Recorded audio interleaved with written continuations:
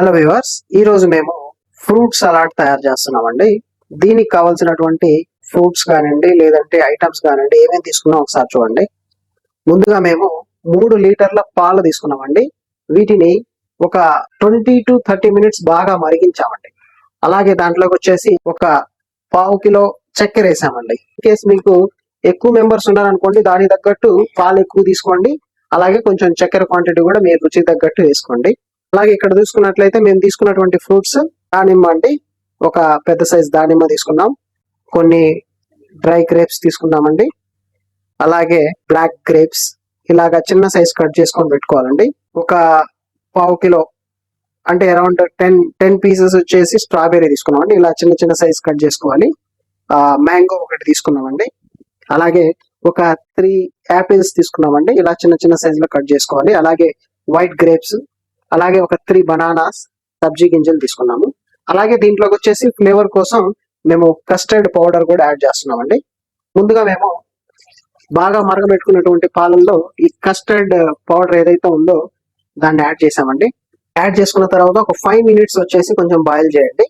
బాగా తిప్పుకుంటూ ఉండండి. అప్పుడప్పుడు 1 మినిట్కి ఒకసారి తిప్పుకుంటూ ఇలా బాగా మరగనివ్వండి. కస్టర్డ్ పౌడర్ వేసిన తర్వాత మేము ఒక 2 స్పూన్స్ తీసుకున్నామండి. ఈ 2 స్పూన్ల కస్టర్డ్ పౌడర్ వచ్చేసి కొంచెం వాటర్ లో ముందు మేము డైల్యూట్ చేసామండి.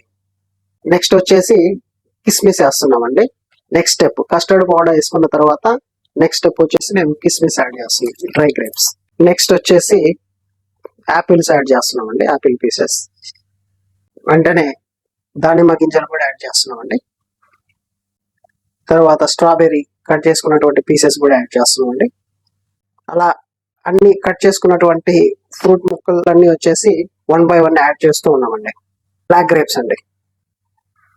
వీటిల్లో ఎన్నో పోషకాలు, ఖనిజాలు అన్ని ఉన్నాయండి. దీంట్లో ఇమీడియట్ గా ఎనర్జీ వస్తుందండి. అలా వైట్ గ్రేప్స్ కూడా యాడ్ చేసాము. అలాగే కట్ చేసి పెట్టుకున్నటువంటి బనానా పీసెస్ కూడా యాడ్ చేస్తున్నామండి. అలాగే మ్యాంగో పీసెస్ కూడా యాడ్ చేస్తున్నామండి.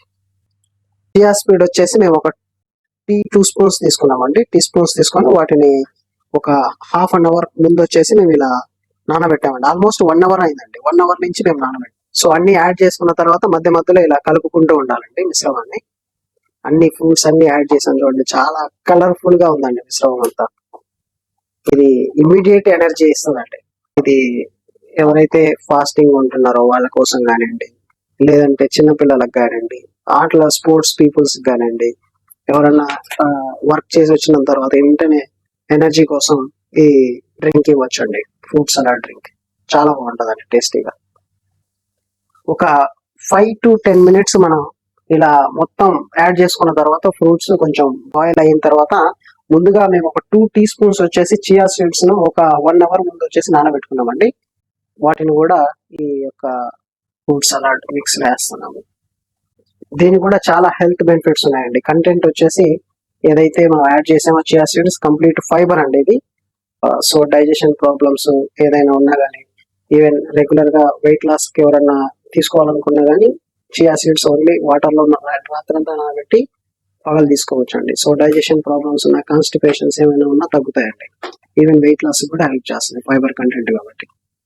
ఒక 5 మినిట్స్ ఇలా అన్ని వేసిన తర్వాత ఉడికించండి. ఒక 5 మినిట్స్ ఉడికించిన తర్వాత మేము కొంచెం కస్టర్డ్ పౌడర్ తక్కువ వేసామండి. ఇన్ కేసు ఎవరికన్నా ఇంకా కలర్ఫుల్ గా ఇంకా కావాలి, ఎల్లోగా డార్క్ గా అనుకుంటే కొంచెం ఎక్కువగా కస్టర్డ్ పౌడర్ యాడ్ చేసుకోవచ్చు అండి.